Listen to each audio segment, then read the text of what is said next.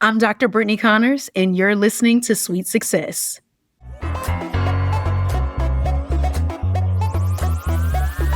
You've just checked in to Sweet Success. Join me, Katie Cline, for exclusive conversations with hotel executives, hospitality leaders, and industry innovators. Together, we'll uncover the strategies and techniques these masters of hospitality relentlessly refine. Whether you're already in the industry or just starting out, tune in every week to unlock the secret to your sweet success. Hello, everyone, and welcome back to another episode of Sweet Success.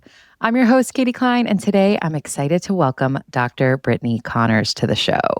As the founder of Optimistic Theory, Dr. Brittany pioneered in-home silent retreats and teaches that silence can be secured, protected, and placed strategically in our lives, yes, even during this hectic holiday season. Dr. Brittany is here today to share practical, guilt-free ways to build quiet into even the busiest of weeks, how to set boundaries, calm the noise, manage stress, and use silence as a tool for clarity and capacity. Dr. Brittany, thank you so much for being here today. You are so welcome. It's so good to see you, Katie. It's so good to see you too. We obviously met at the Level Up Your Listing Summit. You were leading a silent retreat for the attendees. So just great to be back together again. Absolutely. It's a joy. And of course, I love your fashion and your hats. Oh, thank you very kindly. I appreciate that always. So obviously I know a little bit about your story, but just give us a bit of background on you. I know you're a trained occupational therapist. You started focusing on rest culture and silent retreats after experiencing a difficult time in your own family. Yes. So it all was inspired by my dad, whose birthday is today. He's turning 66. So really grateful. Want to shout out my dad, Kenny. But yeah, back in 2019, my dad had multiple strokes. And as an occupational therapist, super trained and ready, for that. As a daughter, it still is overwhelming to see your parent lose function, lose their ability to do everyday things. And so my siblings and I wanted to make sure that we could care for our father and take care of ourselves. And one day, while we were doing a bit of a shift exchange, I just decided hey, I need a break, but I can't leave. I'm originally from St. Louis. And so at the time, I was like, well, I can't go out of town. I can't go to Bali to that retreat. What can I do? And so I found an article and followed it about how to do a silent retreat at home. Ended up spending 8 hours of in silence that day. And it was the best day I had in a long time. So from that experience, I was like, well, if this was beneficial for me, I'm wondering who else this could support. And that's how it took off back in 2019. And really excited to be celebrating 7 years of business this coming January. Wow. Congratulations. And, first of all, going back to your dad, I really resonate with what you said. As a trained professional, you had seen this many times before, but it was very different for you when it was your father that it was happening to. Absolutely. The emotions, having to be the first responder in a sense and manage not only him, but me, knowing that my sisters have kids, they're married. So trying to find the trade-offs with everyone, communication, being the liaison with the healthcare team, it's exhausting. Even when you give your best efforts to take care of yourself and do self-care, I knew it needed to switch to more of community care. And how do we collective talk about taking rest, taking breaks, and enjoying silence to fuel us to be able to, really walk this journey out. I feel that so deeply. My mom has Alzheimer's, and she was home for about six to 8 years or so before we inevitably had to move her into a nursing home. Okay. And, I think especially with this episode airing right around the holidays, everyone is dealing with whatever is happening in their own lives. That I think is the blessing when we go through these really challenging things. Is I remember driving to see my mom and thinking, does everyone in the cars around me know that I'm having the worst day ever? That today is the day I have to move my mom into a nursing home. And then shifting that perspective and thinking, what's going on in everybody else's cars too? So I'm so excited to have you here because like you said, Instagram might tell us, well, the solution to all those big, scary feelings that we're having is to hop on a plane and go to Bali Mhm. and to do the eat, pray, love moment, which, yes, that would be lovely. And I'm sure that would help. But for Yes. whatever reason, if we can't, you were able to do it right at home. You said 8 hours was the first time that you did it. So what did that first 8 hours look like? Woo! Yes. So that first 8 hours looked at like me honestly trying to slow my brain down. I mean, the thoughts were flying. I was thinking of all the things I could have been doing, should have been doing. It looked like me finally getting the first chance to take deep breaths. I had my water bottle. I was like literally on the side of my bed, trying to hear myself breathe, feel myself drink the water, let the water flow through my body. It was a lot of like trial and error. But I would say, like, after the first half, oh, it was my favorite. I did not want it to end by the end because I felt so off the hook for everything. I didn't feel the weight of expectation. I didn't feel any pressure. I really did feel rejuvenated. I think I also did some journaling about how I was feeling. There was a lot of tears because, again, we're thinking about our parents, these folks who have raised us. We absolutely love them and want to see them have the best quality of life.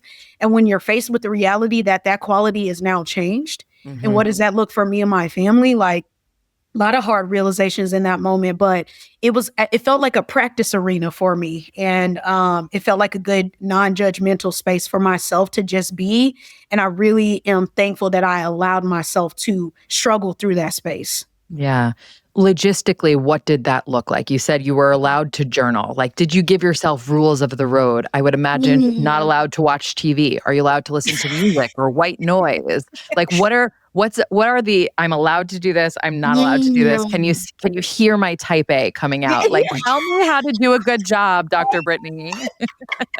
Yes, I can hear it and I respect it. And what I will say is that that article really freed me from the allouds, right? It really just encouraged me to get in a quiet space, try to unplug from your technology. So, yes, I did put my phone on silent, do not disturb. I turned off my notifications for the day. I did turn off my TVs. Like, usually I'll have like some lo-fi going on. The article did encourage, like, hey, if you had some soft music or, white noise that you could, but I chose not to. Hmm. I chose to like just get a blanket on the side of my bed in my room. I tried to make sure that everything that could ring, ping, or ding was off. And that's just how it looked for me. So I did really try to stay away. What should I be doing? Because then for me, I would have been questioning, like, so what do I do next? And what is the schedule? And I just had to really let it go, which was hard. But that physical environment setup of just as quiet as the natural environment could be. I lived in the city, so I was still hearing the sirens, I was hearing my neighbors, but allowing myself to retreat within was the goal for that day. Hmm. Mhm. And were you sitting? Were you standing? Were you allowed to go for walks? What if the doorbell rang and an Amazon package came? Could you not speak to him? Like, what were the rules? Yes. So okay, I did a combo of sitting and laying. I did pace a bit through my apartment. Like when I needed to move, I allowed myself to like do some yoga poses I could remember because I'm not like a big yoga girly, but I've been to a couple classes or two. So I tried to do what I remembered. I paced. I'm trying to think, did anybody come to the door? I think my rule was if they did, I just was like silently gesturing. Hmm. I Hmm. tried my best, like absolutely not to talk. I didn't answer any phone calls. So those were the rules, just like as quiet as it could be, as I could in my control. I just allowed it to be that. And if somebody talked to me, I acknowledged them, but I just tried to signal that I would not be speaking back. And sometimes it's really hard for me to justify putting the phone down because I'm always worried about an emergency. So, especially with what was going on with your dad at the time, how Mm. did you give yourself the confidence to say, I'm not going to miss like a really crucial phone call? Great question. So, what I did the day before was that I put everybody on notice. I put Mm. my brother, both my sisters, and my dad as well. I said, hey, dad, this is what's going to be happening. I'm going to try this tomorrow. I told my mom. I tried to tell my friends. I was in the group chats. Like if there were any emails that I could send before and then put a reminder on, I tried to do as much as I could the day before to really set that tone and expectation for everyone else. And then I let them know if there was a state of emergency, I was like, you need to call me exactly like 2 times and send a text. And that's how I'm gonna know I need to like break this. If it's not Right. that, I'm not gonna answer. Right, right. Okay, I really like that, being like really fixed about your expectations up front. So that was your very first dipping the toe in the water into silent retreats. Obviously, it sounds like you had an incredible experience. What were some of the realizations that came out of that 8 hours? And then how did you take what you had personally done, combine it with your background in occupational therapy, and then bring this to, I know you do larger corporate retreats or you do for personal people at home. Like what was that evolution there? Oh, beautiful word, because that's exactly what it's been. Starting from the front of it, I think what I really tried to do was have the realization that a lot of my perception of time was belief. So I believed that I didn't have time to stop, or I believed that to be successful, I needed to be at these events, or I believed that to show my love or my gratitude for something that I had to show up in person a certain way every time. And I realized that that just wasn't true. It was out of habit. It was out of either personal expectation or things that I maybe had seen modeled by my family or friends or like my work environments. And it really was a full stop that like, it's not true. It's just a belief. So if I believe that I can take time to slow down, then it can be possible. And it also was the realization of I have to schedule it. It's not just going to happen. And I have to communicate about it. So the feeling of missing out, not being invited to things, missing something that my dad needed, I realized that with more planning up front, I could counter some of those things. And what allowed me to do was using my ability to ask for help. So looking at asking for help as a new skill that I could use. I recently heard somebody say that like delegation is a trust building tool. I had never thought about it like that, but it gave me the realization that even though I'm a little sister, I'm the youngest of my parents' children, that I still can be a leader and I have a voice. So it did feel strange telling people that were older than me, because at the time, like I was in my mid 20s. It did feel strange to have to tell a 50, 60-year-old or my siblings who are in their 30s and 40s what to do. But I had to get real comfortable with that real fast, or my life was going to be hectic when it didn't need to be, just so I Wow. could make other people happy. That's the realization that came from that. And so when I realized that other people through conversation were having very similar struggles as me with like the communication, actually blocking the time, I had to create a framework. So I started doing a goals format, which is GOALS. So I never go anywhere without gratitude and optimism. We know in those times where things are changing for our families, there are tough times, you need something that's going to help you keep going. So what Mhm. can I look forward to? What am I grateful for? What's going well right now? So I never go anywhere without that. Then the activity, the A, is the silence for, however I could muster. If I had a goal, say, okay, I did 1 hour today, I want to do an hour and a half. Then it's the L and the S with the learning and the sharing. So that's really the ability to reflect in that learning portion, what came up for me. And then if I could tell a friend, if I could tell my dad how I was feeling, I made it a point to communicate what it was like and what it took for me to actually take a break and enjoy that silence, and what is something that maybe we could try together. That invitation is what makes the pressure come down, because it's like, no, I'm not incompetent.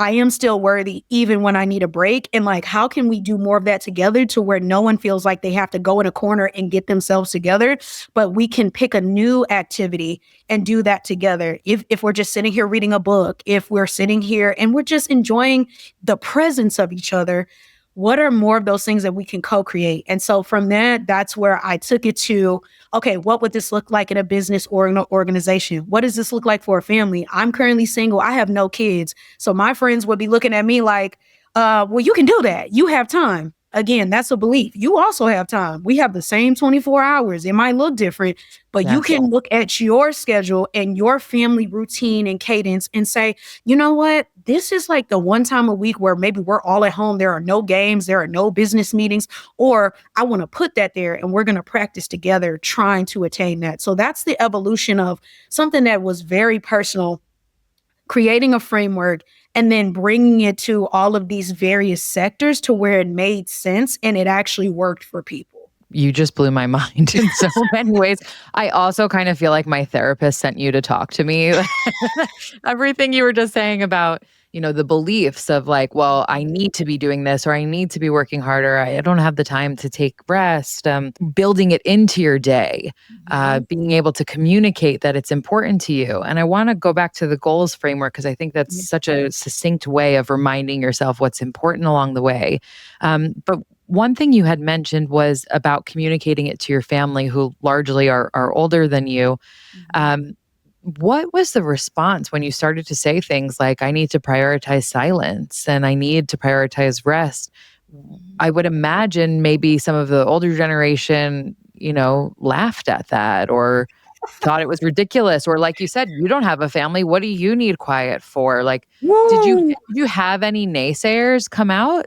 Yes, Katie. Yeah, absolutely. Everything you just described, I've experienced it, from anger, confusion, frustration, almost like it almost felt elitist at some point. Like, oh no, it's a privilege for you to be able to do. Oh, I got all of that. My parents, they are in the generation where they just didn't get it. Oh, they saw people work, work, work, work, and that's all you did was work, work, work, right?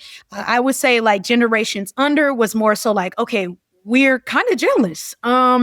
We wish we could live that life, but good for you. There were a few people that honestly, it made them stop in their tracks because I became a mirror to them. Like, man, I never stop. And I feel bad about that, but I still don't know how. How are you doing it? It for some people, it That's was where like, I am right right? now. I feel like I'm like, okay, I hear you now. Teach me, teach me your Exactly. ways. It was an immediate raised hand. And I love those moments because, again, that's an invitation. But yeah, the naysayers were the hardest because it started to feel like a question of, do I love you or not? Or are you still going to love me when I prioritize me? Are we going to get to a point where you can be okay that I'm not going to answer that call or I'm not going to show up? And it was hard. I did cry about that. I was really scared about hurting, damaging relationships, but there was an initial shock. And then it became like, oh, but you're healthy. You get up and you run, you have energy. Now I think there's something to this. Now I would like for you to tell me more, or I can respect that you do this. And like, I think one of my favorite instances was my mom, because she was the oldest of 10 and her mother was really sick when she was young and they were only 13 years apart. So my mom was really like a second mom in her household. And so it makes me emotional even today because now my mom can relax. That is something she could not do. I think about all the things she taught me, all the things she modeled. I never saw her model rest. And it's not her fault.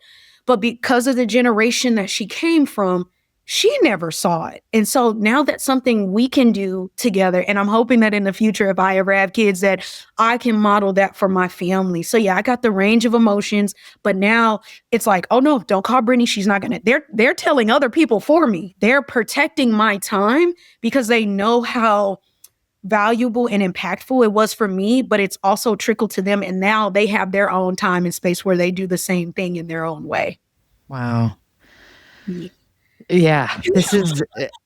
I'm kind of debating about sharing something because it's quite personal, but Can you? I'm very similar. That is what I saw when I was growing up as well, was that kind of real incredible work ethic, and I'm so grateful for that because that's where mine comes from. Yep. But I have a real hard time slowing down, stopping, prioritizing myself. Like everything you said about putting your needs first or asking for help, very difficult things to do. And when I had my second child, a couple of months back, That was the first time I really allowed myself for like a week or two. It wasn't even as long as it probably should have Yeah. been, to be like, I'm doing nothing else aside from caring for this child and watching television. Like that is all I am doing during Yes. this time. And you have this like real emotional wave that comes from all the hormones and everything. And because I wasn't showing up and taking care of my dad, my sister, the way that I always do we're talking like 5 days. Mm, Um, I had a really challenging conversation with my dad where he actually called me selfish. And in yeah. that moment was this kind of like, wow, like Mm. I have to take care of me and I have to prioritize me because if I don't, no one else will. So I think what you're Woo. sharing here today, Mhm. particularly around the holidays where people are going into tricky family dynamics or Yeah. losses of loved ones or things, Christmases or Hanukkahs or Kwanzas that don't look the way that they used to look. Yes. You to be here to teach us that it's not only okay, but we will get to some practical, tactical ways that during this hectic time we can actually do it is just so powerful. It is. And can I say something about the selfish comment? Because I received that too. It appears as selfishness when you put the self into the center. And we are normally taught that that is a bad thing. When we don't see it, when we don't see it done well, when we don't talk about the work that it takes to even make that possible, it makes sense that it feels and seems and appears selfish. When we get the opportunity to put ourselves and prioritize ourselves in a way that people can see the difference, that's how you know you're doing it well. So, for anybody who's watching or listening, when you get these responses, I want you to know that this is very typical. I want you to know that you're on the right track and that it is an affirmation for you to keep going and having these challenging conversations and invite the people that are maybe calling you or this act selfish, calling them in and helping them find their own times. And then help them see the reframe of how we can come back better. We can have our social batteries recharge. We can actually show up truthfully and not hide in shame or be a wreck and still show up, because when people only see the outcome, they don't know the process that brought you there. I Let mean, them that's into a your process. full mic drop, like chills, like incredible, incredible. Wow. Okay. So before we get into how people can start doing that themselves, let's talk a bit about when you work with corporate clients. So Mm. like we said, you had this aha moment, you've applied it to your training. I imagine you started doing different types of retreats. Talk a bit about your offerings to your clients and how that works. Yes. So my offering to my clients look like embedding myself into annual or staff retreats. They look like team building exercises or new activities for groups to try together. So I'll work with the contact person who knows the group really well in a pre-consultation phase where, I mean, I'm asking all the questions. What are the strengths? What are the struggles? What's coming up? What are we preparing for? I want to know who's in the group. Tell me everything, right? And so once we get a better idea of what's needed, who's in the room, and what are the skills that you would like your folks to walk away with, that's when we co-create what happens next. I'll go back, I'll customize it, I'll come back and present the plan. We'll co-edit, co-tweak together.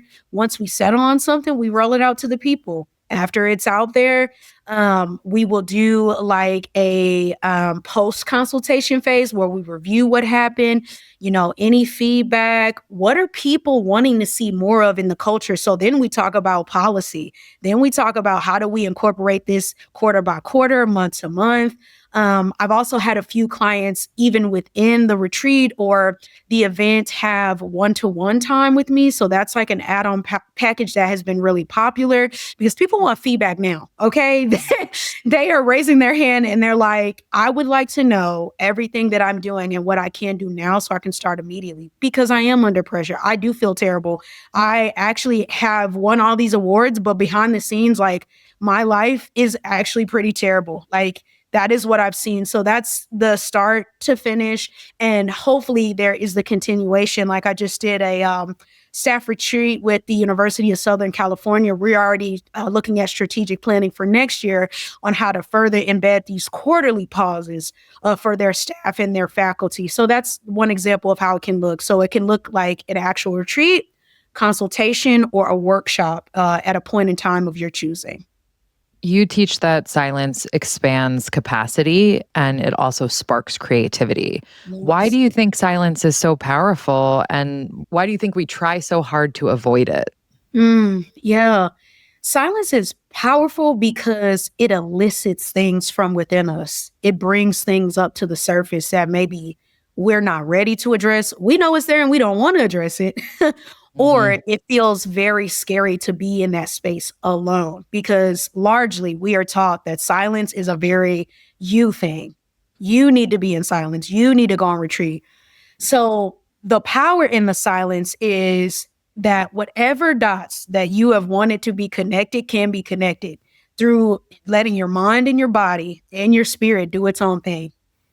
Our bodies are amazing. They know what we need, but when we're constantly suppressing, we're constantly on the move, you don't allow those processes to happen. And so your greatest ideas can come, right? That thing that you've been stuck on for months, even if you gave yourself 15 minutes, you might find more clarity because you were able to let your mind wander and not feel like it needs an agenda, not feel like there's a right or wrong.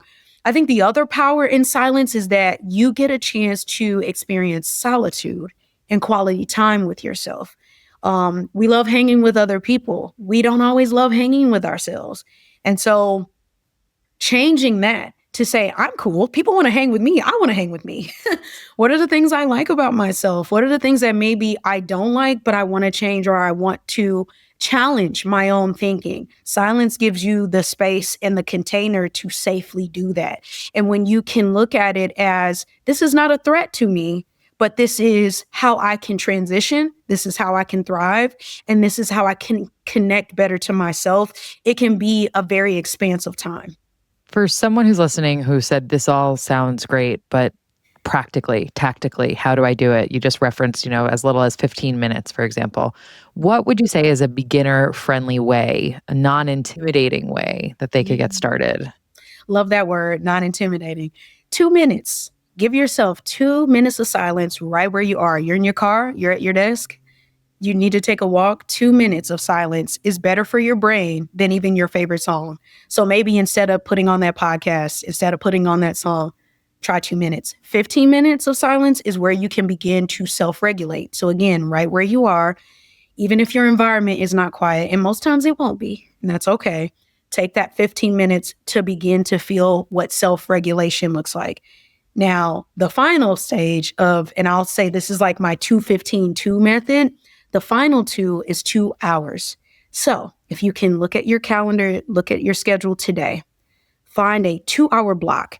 At 2 hours, your brain, there has been research and evidence that shows that at 2 hours, your brain begins to regenerate cells. So it can be a very regenerative practice if you can identify a 2 hour block of time. If you're having trouble finding that block, pull in a friend, pull in your spouse, let somebody else look at your calendar because maybe they can see things that you cannot see or that may be scary to see. You're so in your routine, you're on autopilot.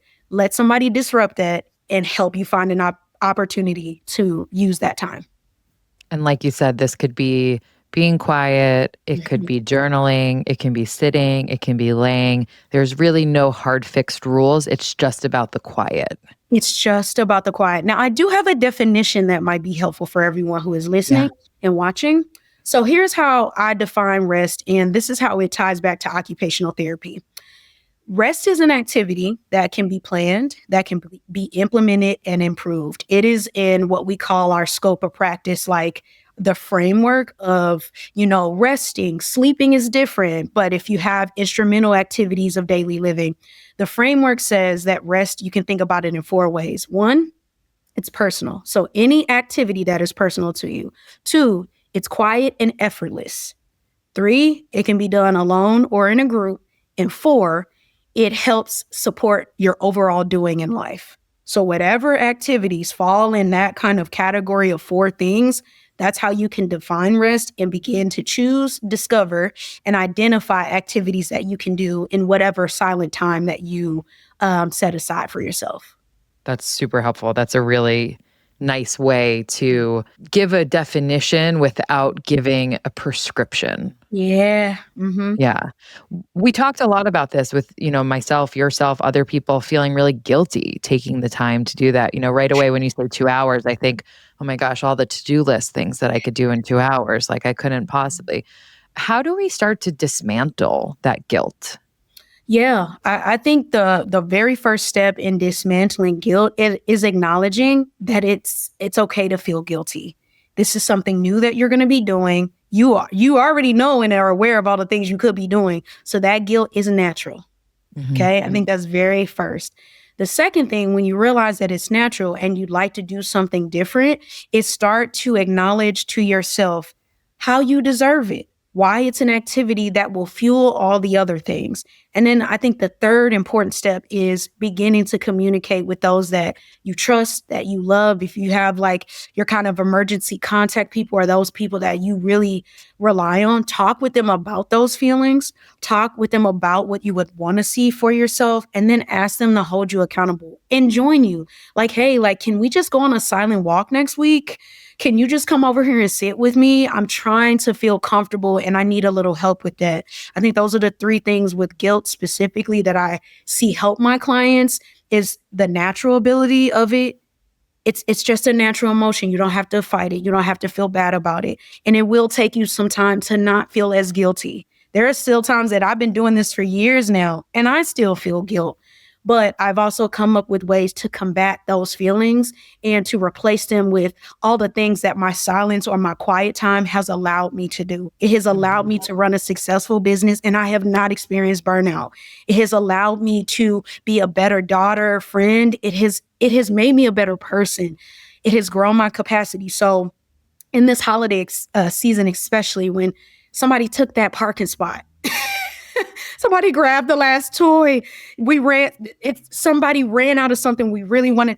I can breathe and I can be okay. Now, if I don't have that capacity, I need everybody to duck, okay? Because I feel some natural feelings of anger and sadness because, again, we are trying to show up for ourselves and other people in extraordinary ways. And silence is a reminder that simple everyday things are also extraordinary. And we should be able to celebrate those things too. I love what you just said about that really balancing you and tempering you. And I Mhm. think for the fellow parents listening, to me, that almost feels like a real permission slip to do this for myself because it's like, oh, well, my kids will benefit from me being much more even and calm and not snapping when my daughter hits my son in the head with her doll for the fourth time. How do you think this practice, you had alluded to this earlier, how can parents bring this into the home, not just in the way of like me as mom, I'm going to do this for myself from time to time, but how can I model this for my kids? And how can I maybe even bring them in on some silent practices? Mhm. Do you recommend that? Yes, I do. I do. I do. And I love this for parents because one, you all get some time, much needed time to yourselves. So either creating that schedule, right? And then saying, hey, this is mommy's time or this is dad's time. What does our time look like? And having your kids like have a say in what that is and picking the day and picking the time, of course, letting them be decision makers early so that they can understand that their voices are important in all the things because they might be into some quiet things and they want more time to do that as well. I think Mhm. one of my favorite things when families come together is that new traditions are made, new rituals are made. So now, if we're on the family vacation or we're traveling to someone's house, now there's like a built in day where everybody's in silence or resting and we all feel good because we're all doing it. I think one of my favorite clients was a mom who started taking 15 minutes for herself and her kids were like 3 and 4.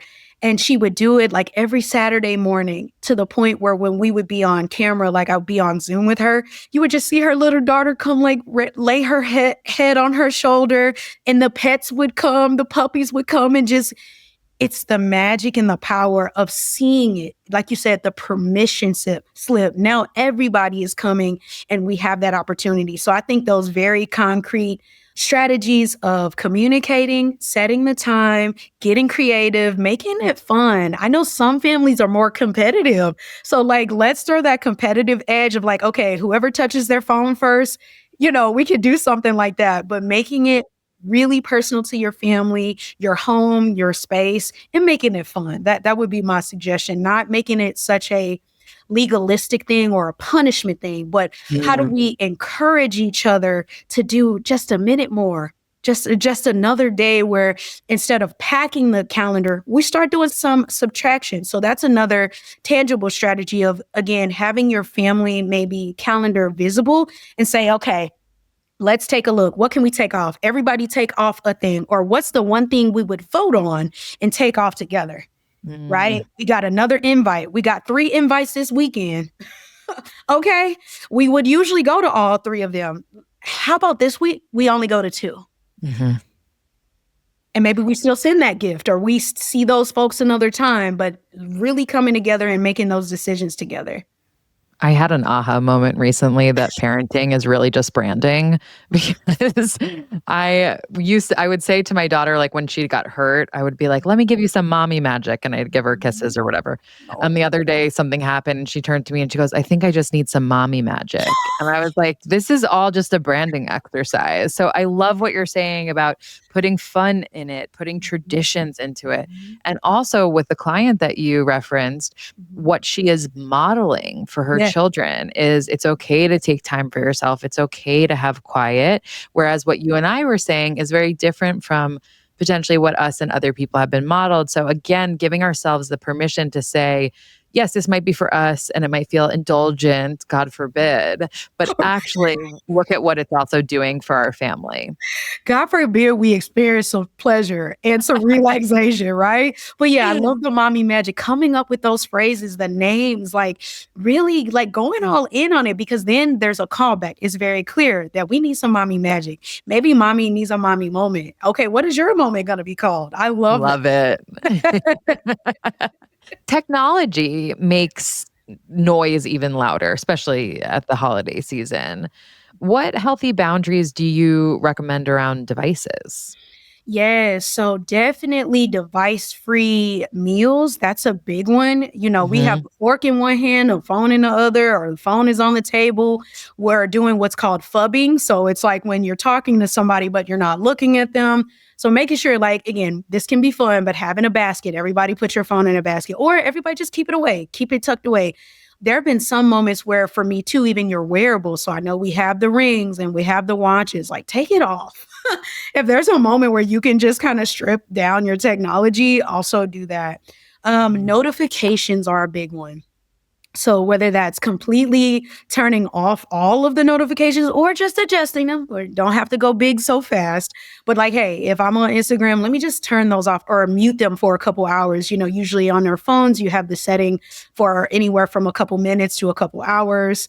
So utilizing those. I think another thing is just understanding, like during the season too, when you're shopping, please take breaks. You will scroll on your phone all day and then wonder why your back, your neck, your eyes hurt. So sometimes to look at like, okay, if I'm going to shop specifically, or I'm going to be looking at these venues or these activities specifically, set a time to do that and then put your phone aside. So even if you can go like pound for pound, I looked for 30 minutes, let me take a 30-minute break away from my laptop or my phone. So going through those notifications, making sure you're scheduling time away, and then scheduling time to be present. So whether those are your meals, or those are your rituals, those are the times where like we need to have a conversation. We really need to like get the game plan together, making sure that you identify the times where you absolutely want to be as present as you can. Are we going to allow like recording or not? Like it is really tempting to put everything on the camera, right? Are we going to have some camera-free moments? Are we going to have some content-free moments? Or can we take the content and not edit it until later? That's a big one because you want to capture it in real time, but also maybe breaking that process up. I capture now, I'll edit later. Financial stress is something that's also very real, especially during the holiday season. Mhm. How do you think people can stay grounded when money anxiety spikes? This is a good one. People can stay grounded by getting some quality time by themselves and remember what's truly important. What are the things that I truly want to do and need to do? And what are the things that I feel like I just have to do? Mhm. Right. I think acknowledging that money anxiety is real, but also starting to identify all the other ways that I can show up, right? Whether that's physically, virtually, whether that I show up in a DoorDash gift card or delivery. How can I get creative about how I can show up? And especially making sure to separate that this money does not equate how I feel about these people, Mhm. right? What are some new ways that I can share my love, my joy, my gratitude that aren't monetary? What are my goals right now? Do I feel comfortable sharing those goals? Like I just had a cousin who we were talking about the holiday season and she realized that one of her girls had tuition that was due and it was much more than she anticipated. She pulled us in the group chat and just said, "Hey y'all, I want to go to do this thing, but I can't. What are my options? Can I pay somebody? Or I might have to sit this one out." So again, I know there's so much, I'm going back to that, but the power of that communication to yourself and other people about what are your goals, what you can do, and what you cannot do. And where am I okay missing?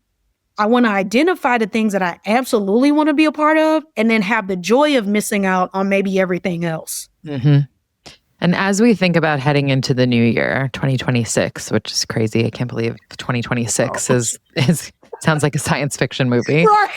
You have talked a lot about building capacity rather than chasing the kind of new year, new me mentality that we hear every New Year's season. What do you mean by that? Building capacity. Yes. So building capacity is an ongoing effort, right? There is a lot of great research and science around new beginnings and fresh starts. That's why we all feel the dopamine hit of like new year, new me. That's real. Hmm. Hmm. What fizzles though over time is our motivation because then real life starts to kick back in. The responsibilities are still there. Maybe they have grown. And so building capacity means that we are expanding this beyond maybe Q1 or beyond January and February. So it looks like what is my long term plan? And what are my long term actions to sustain this feeling, either that I'm feeling currently or to sustain and make room for the feelings that I want to feel across. And so that's how I show up, my energy, that's the activities that I want to do. The newness of the year means I have a clean slate, right? And I have the opportunity to determine myself in a new way. So, what are the things that I want to determine that I'm a person who now does this thing? And then how Hmm. do I make sure I do that from day to day, month to month, week to week, year to year? That's what we talk about with this building capacity of looking at where are all of my skills? Where do they need to be? Where are my environments? Are they serving me? My friendships, right? The things that I'm doing, what's taking my time. There's been a lot of talk lately about time poverty and just almost feeling like you never have enough time. Building capacity helps us take a step back and it helps us look at, well, where do I want to expand time? Where do I want to collapse time? Where do I want my time to be well spent? And maybe I've been wasting time. So it's really like a way to recoup and start to like make space for all the things you want instead of this approach to constantly avoid what you don't want. So, if you were encouraging listeners or viewers to put one New Year's resolution on their list, what would it be? Ooh, the one thing I would say is to find one time a week to either do nothing or do less. I will let you pick. But identifying that time, communicating that time, and then using that time, whether it's the 15 minutes, the 2 hours, a day, a half day, whatever makes sense for you, please do it, communicate about it, and practice it from week to week and see how it grows. Dr. Brittany, I want to ask you the last three questions that I ask every guest. And the first is, what was the best hospitality experience you ever had? Mm, The best hospitality experience I've ever had was in Denver, Colorado, with an Airbnb host. Her name is Amy, and it was like a husband wife duo, Amy and Doug. They thought of everything. They sent me a survey. They found out everything I liked and what I didn't like. They And send you like, a survey before you arrived? yes, Katie. Wow. They Wow. sent Amy me and a Doug. Yes, Wow. they sent me, and it was quick, but they sent me a survey just asking like, what did I want to do while I was here? What was my purpose? What do I like? What am I hoping to experience? So when I got there, they had like a basket like full of my favorite things. They already had recommendations of things I wanted to do, people that I wanted to meet even because they knew that I was an entrepreneur. Amazing. They also had the unit cleaned every 2 weeks, and I had never experienced that, like having a professional cleaner come. And I mean, immaculate. It was like a personal reset every two Wow. weeks. So, hands down, my best experience. That's great. And on the flip side of that, what was the worst hospitality experience you've ever had? Oh, another Airbnb in Atlanta, Georgia. Will not name names, but because I didn't even stay, Katie, I left.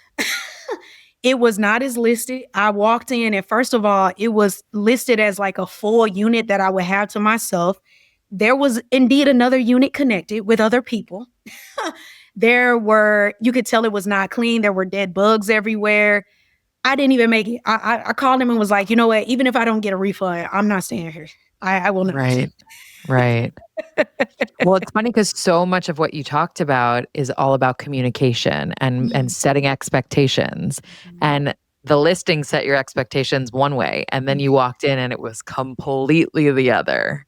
Upsettingly different. Mhm. Mhm. And final question for you. What does hospitality mean to you?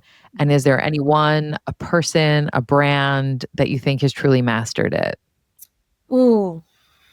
Mm. I would say that hospitality to me is taking care of people, being thoughtful of people and making them feel at home. That's what it feels like to me. And because I've been moving around the past 3 years trying to figure out where my new home base is going to be, right now these Airbnb hosts have got it. You know, I know everybody can have a range of experiences, but I've been really fortunate with the hosts that I've had that they have been very thoughtful. We have become friends. They have made me feel very at home, especially as a young woman traveling by myself. I have felt secured. I have felt like I've had community built around me. And so I just want to shout all of them out. They know who they are. But the Airbnb hosts right now have really shown me what hospitality looks like. Well, Dr. Brittany, thank you so much for being here today. This conversation has been truly enlightening for me, and I feel actually better prepared to go into the hectic holiday season now. So thank you for that. Yes. And you know, you can always call me if you need a pep talk. I will. Thanks again. You're welcome. Thanks for having me. All right, everyone, it's time for today's sweet summary where I break down the key insights and actionable takeaways from today's conversation. I know this was a bit of a departure from our typical interviews, but with the busy holiday season now here, I wanted to bring you a conversation with an expert that encourages you to pause, reflect, and be intentional with how you're spending your most valuable asset, your time. One of the first things Dr. Brittany challenged was the narrative that prioritizing time for ourselves, particularly time we spend doing nothing, is somehow bad, indulgent, irresponsible, or worse, a privilege available only to a select few. She talked about the limiting beliefs we place on ourselves and how we could reframe that thinking. Instead of picturing a week long silent retreat in the Himalayas as the only solution to life's problems, can we instead find 2 minutes to spend in silence, even just once this week? Suddenly, that becomes possible. That becomes accessible. She also encouraged us to set expectations aside, the could have beens or should have beens, When she described her first experience with 8 uninterrupted hours of silence, she said it freed her from what she called the allows, the invisible rules we place on ourselves about what we are and aren't allowed to do or feel. To move away from seeking that A+, the gold star, the pat on the back, to doing something just because it's good for us. So, how do we define rest? Well, according to Dr. Brittany, it should meet these 4 criteria. Number 1, it should be personal. Number 2, it should be quiet and effortless. Number 3, you can do it alone or with others. And finally, number 4, it should support your overall well-being. To Dr. Brittany, hospitality is fundamentally about taking care of people. But how do we do that with consistency, presence, and heart, particularly during one of the busiest and most stressful times of the year? Well, whether we have 2 full hours to set aside or only 2 minutes, we have to begin with taking care of ourselves. And that concludes another episode of Sweet Success. If you enjoyed today's conversation, please subscribe, rate, and review the show. We all know how important those 5-star reviews are. I also want to say a massive thank you to each and every one of you for tuning in. It means the absolute world to me. And I'd love to hear from you. If you have ideas for future guests, new topics to cover, or even just want to say hi, don't be shy. Message me through our website, sweetsuccesspodcast.com, or on social media at Sweet Success Podcast. That's sweet like hotel suite. Once again, I'm your host, Katie Cline, and I'm super excited to see you all next week.